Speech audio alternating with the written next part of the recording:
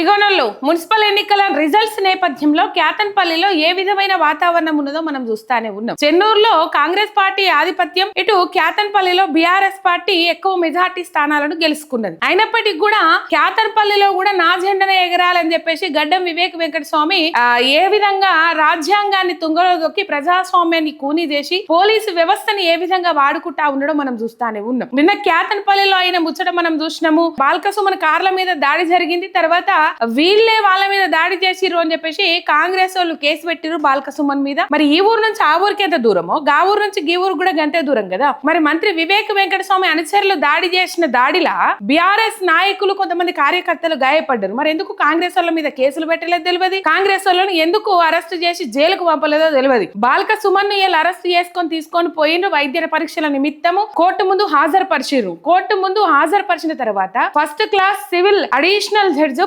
14 రోజుల రిమాండ్ విధించిండ్రు బాల్కసుమన్ కు. ఆదిలాబాద్ జైలుకు తరలించారు బాల్కసుమన్ ను. ఇగో ఇట్లున్నది కాంగ్రెస్ కథ.